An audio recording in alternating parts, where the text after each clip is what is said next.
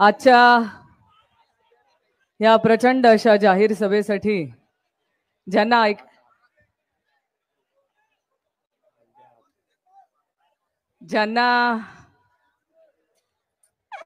ऐकण्यासाठी आपण उत्सुक आहोत, ज्यांना भेटण्यासाठी आपण आज इथे आलेलो आहोत, ते आपल्या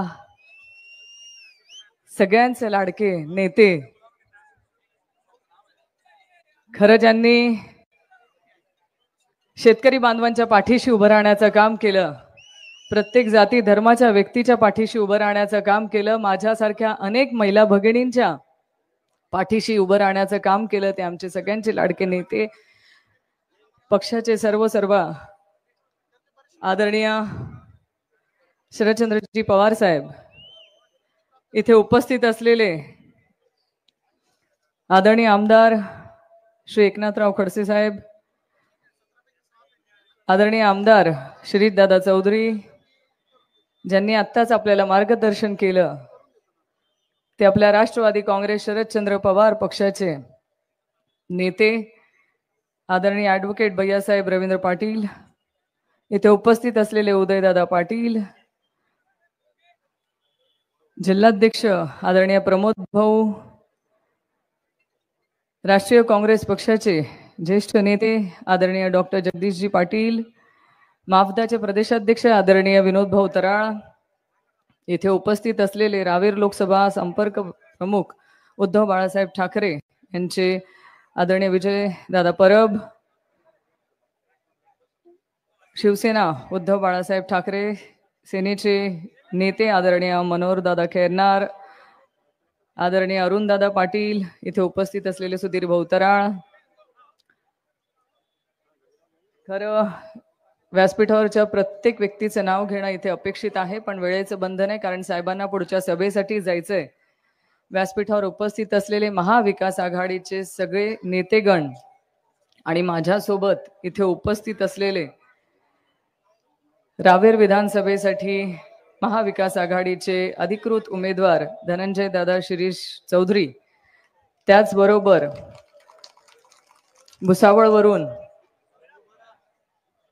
भुसावळचे महाविकास आघाडीचे अधिकृत उमेदवार आदरणीय मानवतकरजी दादा, आणि व्यासपीठावर उपस्थित असलेले सगळे ज्येष्ठ श्रेष्ठ पदाधिकारी नेतेगण, आणि खरं ज्यांना शतशः नमन केलं पाहिजे, ते महाविकास आघाडीवरती प्रेम करणारे ही मायबाप, आमच्या समोर बसलेली सगळी मायबाप जनता. आदिशक्ती संत मुक्ताईच्या पावनभूमीमध्ये आज ही प्रचंड अशी जाहीर सभा होते.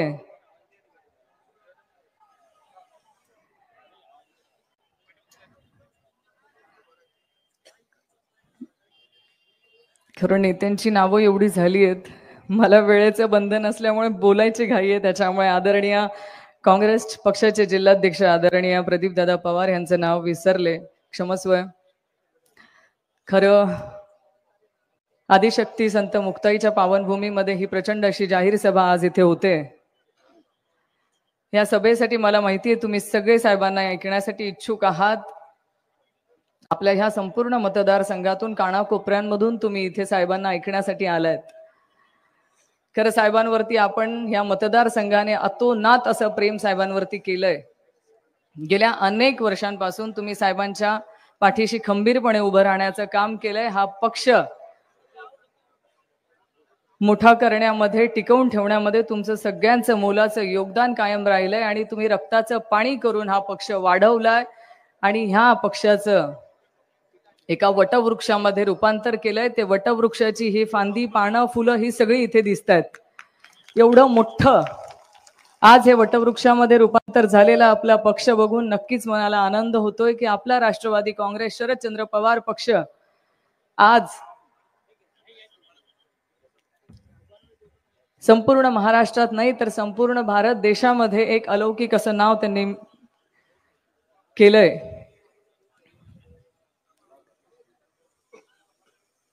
आज उमेदवार म्हणून अनेक गोष्टी आहेत तुमच्यासोबत बोलायच्या आहे. येत्या 20 नोव्हेंबरला विधानसभेची निवडणूक होऊ घातली आणि या निवडणुकीसाठी आदरणीय साहेब हे आशीर्वाद देण्यासाठी इथे आलेत. खरं मी साहेबांचे सगळ्यात पहिले आभार व्यक्त करेल की महाविकास आघाडीकडून मला त्यांनी उमेदवारी दिली, माझ्यावर तो विश्वास दाखवला, मला ह्या मतदारसंघातून लढण्याची संधी दिली. हा विश्वास माझ्यासाठी खूप महत्वाचा आहे. खरं अनेक प्रसंग अनेक वेळा ह्या काही वर्षांमध्ये आले. गेल्या 2019ला मी निवडणूक लढवली, अवघ्या 1800 मतांनी माझा पराभव झाला. दुसऱ्या दिवशीपासून या मतदारसंघामध्ये मायबाप जनतेची सेवा केली गेली पाहिजे म्हणून तळागाळापर्यंत, प्रत्येक वाड्या वस्तीपर्यंत, प्रत्येक घरापर्यंत मी पोहोचण्याचा प्रयत्न केला. आज निवडणुकीला सामोरे जात असताना माझ्या मतदारसंघातल्या लोकांना एकच विनंती आहे. गेल्या 5 वर्ष झाले तुमच्यासाठी लढते. गेल्या 5 वर्ष झाले तुमच्यासाठी, तुमच्या प्रश्नांसाठी, तुमचे प्रश्न सरकारकडे मांडण्यासाठी लढते. अनेक आंदोलनं आपण सगळ्यांनी मिळून केलीत. अनेक ठिकाणी निवेदन दिलेत. अनेक ठिकाणी आपण आंदोलन करत असताना जेलमध्येही जावं लागलं. पोलिसांनी आपल्याला पकडूनही नेलं. अनेक घटना आपल्याला ह्या 5 वर्षातल्या सांगता येतील की ह्या 5 वर्षामध्ये तुमच्या प्रश्नांसाठी आम्ही लढलो. आता मला आवश्यकता आहे ती तुमच्या आशीर्वादाची. तुम्ही माझ्या पाठीशी खंबीरपणे उभं राहावं हीच माझी अपेक्षा आहे. मला एवढंच माहिती आहे की आदरणीय पवार साहेबांनी जो विश्वास माझ्यावर दाखवला त्या विश्वासाने फक्त मुक्ताईनगर विधानसभे क्षेत्रामध्ये काम करण्याची संधी नाही तर संपूर्ण महाराष्ट्रामध्ये काम करण्याची संधी मला साहेबांनी दिली. आज अनेक ज्येष्ठ महिला पदाधिकारी पक्षामध्ये असताना साहेबांनी जी मला संधी दिली ती संधी मला खूप महत्वाची होती. आज महाराष्ट्रभर फिरत असताना अनेक लोकांबरोबर संपर्क आला, अनेक लोकांशी संवाद साधता आला आणि अनेक लोकांबरोबर संवाद साधता असताना, वेगवेगळ्या ठिकाणी जात असताना मला माझं कर्तृत्व सिद्ध करता आलं. मला माझ्यातला एक कार्यकर्ता शोधण्यासाठी खूप मदत झाली आणि ती मदत मला आदरणीय पवार साहेबांनी दिली. म्हणून अनेकदा, अनेक वेळा अनेक लोकांनी शंका उपस्थित केल्यात की रोहिणीताई कुठे जाणार आहेत का, पक्ष सोडून जाणार आहे का. पण मी कायम सांगितलं मी घरी बसणं पसंत करेल पण आदरणीय पवार साहेबांना सोडणार नाही नाही नाही.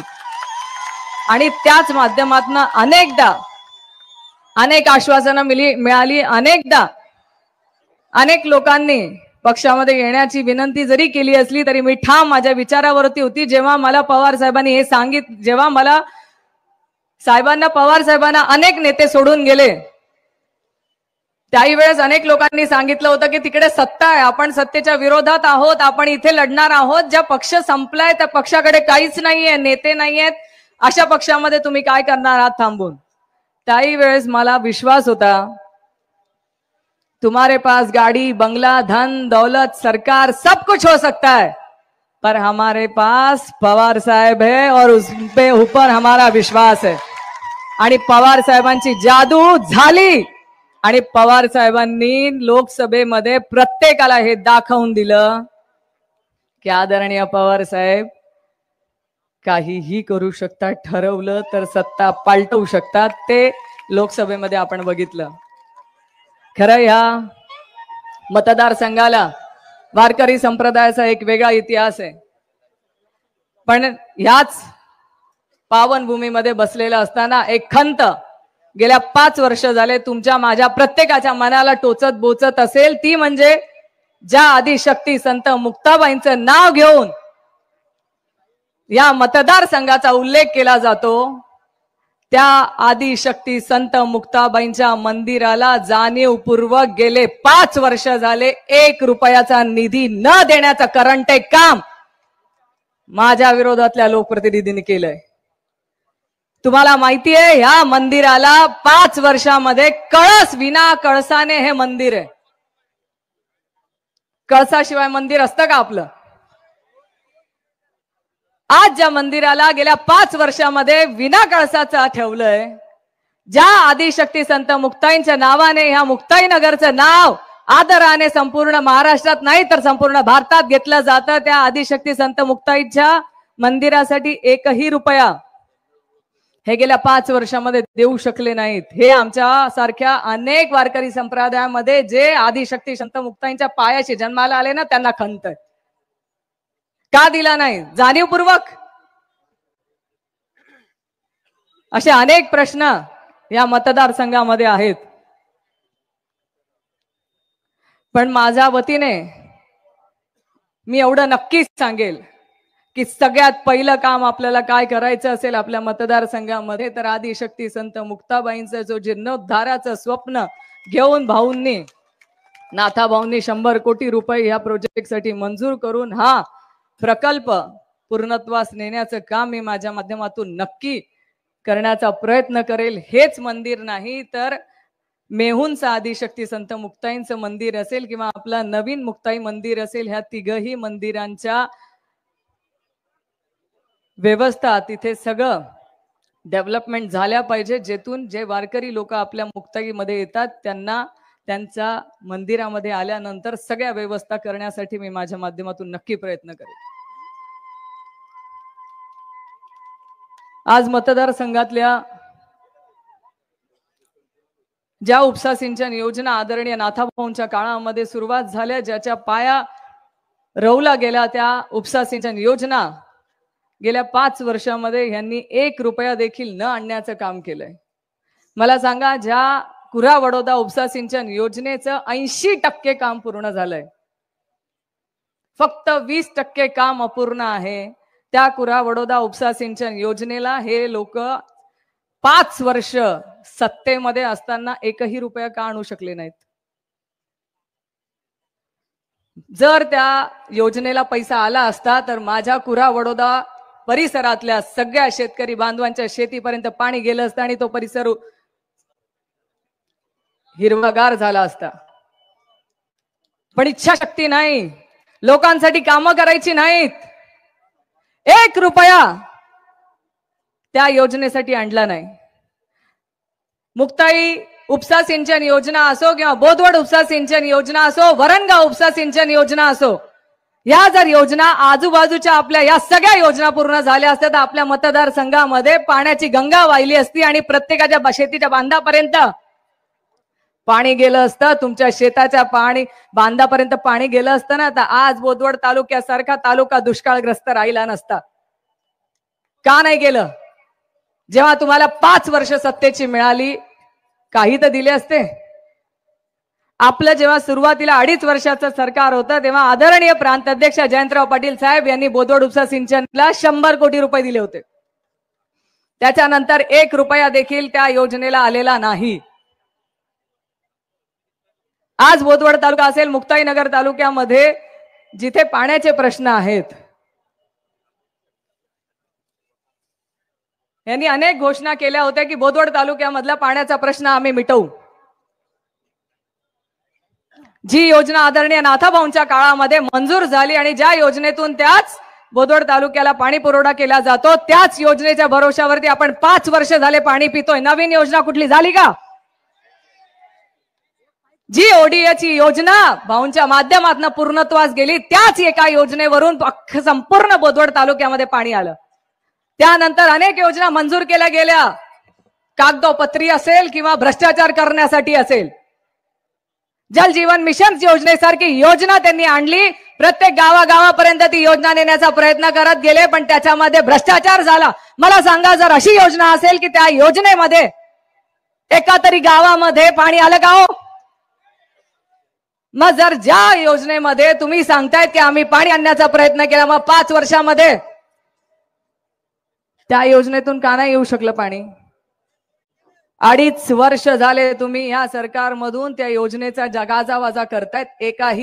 एका गावात तरी मला त्या योजनेतून पाणी आलंय का घरापर्यंत ते दाखवावं. अपहार झाले, भ्रष्टाचार झाले. आज जुन्या टाक्या नव्या करून दाखवण्यात आलेल्या आहेत, पाईपलाईन केल्या गेल्या, दाखवल्यात, झालेल्याच नाहीयेत. अनेक तक्रारी केल्या गेल्या. फक्त स्वतःची पोट भरण्यासाठी या योजना आणल्या गेल्या, तुमच्या माझ्या घरापर्यंत पाणी पोहोचवण्यासाठी नाही. पण मला विश्वास मी तुम्हा सगळ्यांना देऊ इच्छिते, आपण सगळ्यांच्या आशीर्वादाने जर मी निवडून आली तर बोदवड तालुक्यामध्ये आणि मुक्ताईनगर विधानसभा क्षेत्रातील प्रत्येक गावापर्यंत पाणी पोहोचवण्याची नक्की जबाबदारी घेईल. सगळ्यात पहिलं काम मी जे करेल ते तुमच्या घरापर्यंत पाणी पोहोचवण्याचं करेल. आज माझ्या माता भगिनींना पाणी नसल्यामुळे अनेक अडचणींना सामोरे जावं लागतंय. जी योजना नाथाभाऊंनी मंजूर केली होती बोदवड तालुक्यासाठी, त्या योजनेचं बबनराव लोणीकर साहेबांच्या हस्ते उद्घाटन झालं होतं. त्या योजनेला स्थगिती देण्याचं करंटे काम यांनीच केलंय, नाहीतर त्या योजनेतून पण तुम्हाला रेग्युलरली पाणी मिळालं असतं. आज शेतीला पाणी नाही, घराला पाणी नाही.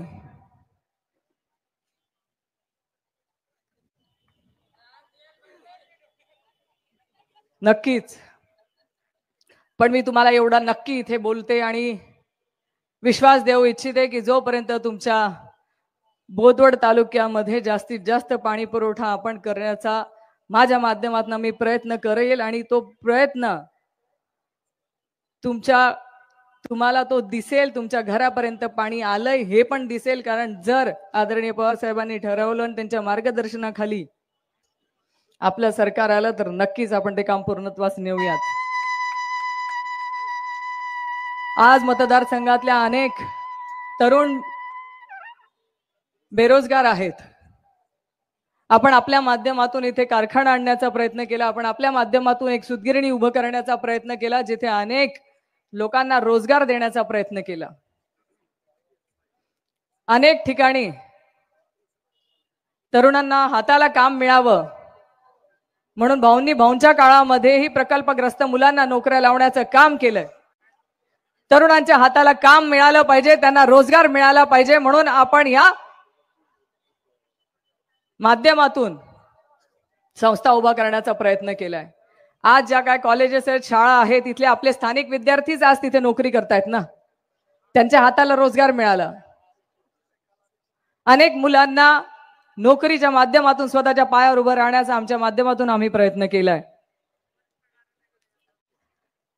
याच साठी आज जी माळेगाव चारठाणा पर्यटन अंतर्गत जो टुरिझमचा प्रकल्प आहे तोही आपण भविष्यामध्ये जर पूर्णत्वास नेला तर तिथेही अनेक मुलांना रोजगार मिळू शकतो. या दिशेने मी माझ्या भविष्यामध्ये काम करण्यासाठी एक प्लॅन बनवून आम्ही काम करतोय. मेळसांगव्या जिथे 200 एकरचं बेट आहे, तुम्हाला सगळ्यांना माहिती असेल की जे मेळसांगव्याच्या जवळपास राहतात त्यांना मध्ये 200 एकरचं बेट आहे. त्या बेटावरती पर्यटन क्षेत्र वनच्या माध्यमातून आपण उत्कृष्टरित्या जर तो डेव्हलप केला तर तिथे लोक येऊ शकतील. तिथे लोक आल्यानंतर जी वर्दळ वाढेल त्या वर्दळीतून तुमच्या माझ्यासारख्या अनेक तरुणांना तिथे रोजगार उपलब्ध होऊ शकतो. हे माझं स्वप्न आहे. फक्त आश्वासन नाही, त्या दिशेने काम केलं गेलंय. आम्ही ते प्रोजेक्ट बनवले गेलेले, तिथे काम करण्याची आम्ही सुरुवात केली आहे. मागच्या काळामध्ये तुम्हाला 2019 ला स्वप्न दाखवलं होतं की MIDC आणू. अनेकांनी MIDC आणू, MIDC आणणार म्हणून मतदान केलं. मला सांगा, सारोळ्याला गेल्यावरती MIDC दिसते का? कुठे गेली? हरवली. MIDC सारखा शब्द दिला तुम्ही 5 वर्षामध्ये ना, तुमच्या कार्यकाळामध्ये मला तर वाटतं 2.5 वर्षाच्या काळामध्ये तुम्ही सरकारचे जावाईच होतात. जे मागितलं ते मिळालं असतं ना, तुम्ही हट्ट केला असता तर मिळालं असतं. इच्छाशक्ती लागते.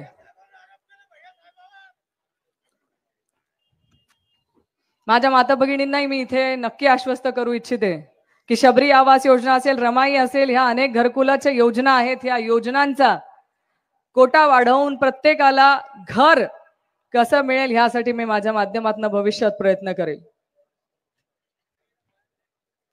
आज केळी महामंडळ आपल्या सगळ्यांसाठी, जे रावेर पट्ट्यातली आपली गावं आहेत त्या प्रत्येकासाठी महत्वाचा विषय की जर केळी महामंडळ इथे स्थापित झालं असतं तर आपल्या प्रत्येकाला प्रत्येकाच्या केळीला भाव मिळाला असता, प्रत्येकाच्या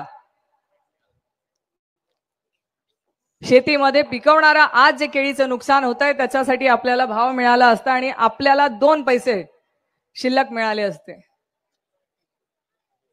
पण एवढा महत्वाचा विषय 2.5 वर्षात तुम्ही ऐकलंय का? 5 वर्षात कधी ऐकलंय की त्यांनी मुद्दा मांडलाय? विधानसभेमध्ये कधीतरी हे विषय मांडलेत का? विधानसभेमध्ये तुमच्या कापाशीच्या भावासाठी कधीतरी बोललेत का? तुमच्या मक्याला भाव मिळाला पाहिजे, तुमच्या सोयाबीनला भाव मिळाला पाहिजे, कधीतरी विधानसभेत प्रश्न उपस्थित केलाय का? तुमच्या पुनर्वसनाचे प्रश्न असतील, तुमच्या पाणी पुरवठ्याची योजना असतील, अनेक तुमचे प्रश्न घेऊन कधीतरी मला सांगा हो, विधानसभेमध्ये आवाज उठवलाय का? मला आठवतं मोजून प्रश्न विधानसभेमध्ये जे मांडलेत, नाथाभाऊंकडून मला भीती आहे. बरोबर, मुद्दे कसे मांडले गेले?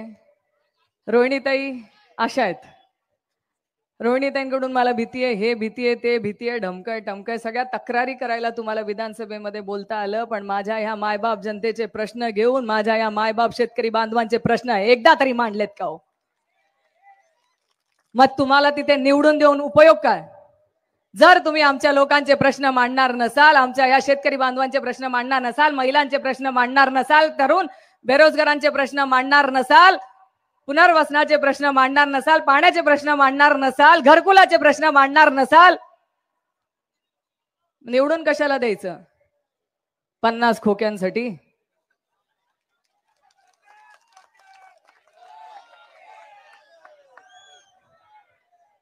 माझ्या मायबाप जनतेचे प्रश्न मांडण्यासाठी आपण मला संधी द्यावी, मी विनंती करते. आताच आदरणीय मुख्यमंत्री महोदय येऊन गेलेत मतदारसंघामध्ये 8 दिवस आधीच. मी 5 मिनिटं घेते, मला माहिती आहे तुम्ही मला सांगणार आहेत, आता आटोपतं घ्या. पण त्यांनी एक घोषणा केली की या मतदारसंघामध्ये 5,000 कोटी रुपये आम्ही आणले. आता 5,000 कोटी रुपये, मी तर संपूर्ण मतदारसंघ फिरतेच, मला आवड आहे प्रत्येक गावापर्यंत, वाड्या वस्त्यांपर्यंत जायची. मला तर काही दिसले नाही, तुम्हाला दिसले का? 5,000 कोटी रुपये जर आपल्या मतदारसंघात आले असते तर कशाला पुरनाड फाट्यावरून कुरा काकोड्याकडे जाताना गड्ड्यांमधून जावं लागलं असतं? कशाला? जे रस्ते खराब झालेत ना, तर रस्ते बघा जरा, प्रत्येकाची कंबर डंबोडायची वेळ आली आहे. पुलांची कामं केली म्हणतात ना, ते पुलांचं काम किती निकृष्ट दर्जाचं केलेलं आहे हे मी ठिकठिकाणी सांगू शकते. रस्त्यांची कामं केली आहेत, रस्त्यांची बिलं काढली गेली आहेत, पण रस्त्यांची कामं किती अपूर्ण आहेत हे मी ठिकठिकाणी लाईव्ह व्हिडिओच्या माध्यमातून दाखवत आली आहे. मग पोट कुणाचं भरलं? ठेकेदारांचं. ठेकेदार कोण आहे?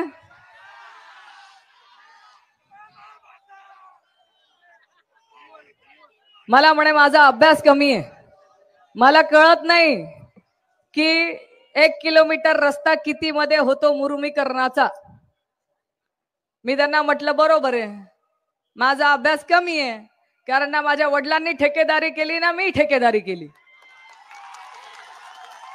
त्याच्यामुळे 300 मीटर रस्ता कितीचा होतो मला माहित नाही, 700 मीटर रस्ता कितीचा होतो मला माहित नाही. मला एवढंच कळतं 15 लाख रुपये मंजूर झाले असेल तर जेवढा रस्ता मंजूर झालाय तेवढा 15 लाख रुपयामध्ये पूर्णत्वास गेला पाहिजे. अधिकाऱ्यांना तर कळतं, अधिकारी तेव्हाच बनवून देतात की नाही कोटेशन. मग अधिकाऱ्यांच्या पेक्षा जास्त अभ्यास तुमचा आहे असं वाटत असेल तर बरोबर आहे, ठेकेदारीचा व्यवसाय जुना आहे. पण साहेब, माझ्या मतदारसंघात अनेक प्रश्न आहेत, आपली सगळ्यांची मदत आम्हाला या मतदारसंघात पाण्याचे प्रश्न सोडवण्यासाठी लागणार आहेत. सगळ्यात महत्त्वाचा मुद्दा आहे तो पाणी प्रश्नाचा. हा माझ्या शेतकरी बांधवांचा प्रमुख मुद्दा मी आपल्या पुढे मांडते की आपलं जर सरकार महाविकास आघाडीचं जे येणारच आहे ते सरकार आल्यानंतर सगळ्यात पहिले माझ्या मतदारसंघातल्या या मायबाप जनतेसाठी ह्या उपसा सिंचन योजना पूर्णत्वास नेण्याचं काम आपण करावं. जेणेकरून शेताच्या बांधापर्यंत पाणी गेलं पाहिजे, त्यांच्या घराघरापर्यंत पाणी गेलं पाहिजे.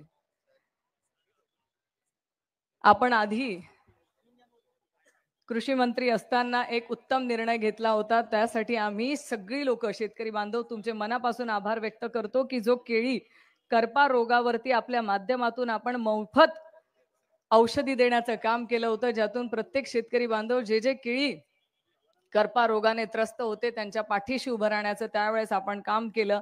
आम्ही सगळे शेतकरी बांधव मनापासून आपले आभार व्यक्त करतो. बोलण्यासारखे अनेक आहेत पण साहेबांना आपल्याला ऐकायचं आहे. माझी आपल्या सगळ्यांना विनंती आहे, आपण कायम साहेबांवरती प्रेम केलंय.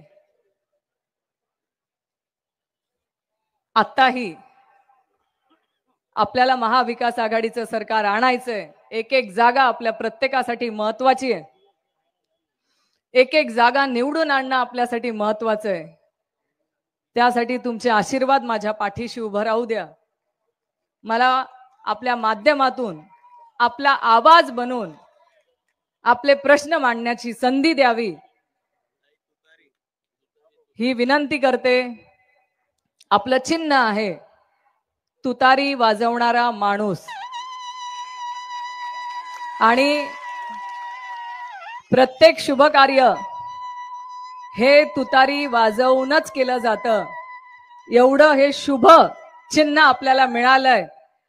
याच चिन्हावरती बटन दाबून आपले आशीर्वाद आपण माझ्या पाठीशी राहू द्यावेत ही आपणा सगळ्यांना विनंती करते आणि थांबते. जय हिंद, जय महाराष्ट्र. धन्यवाद.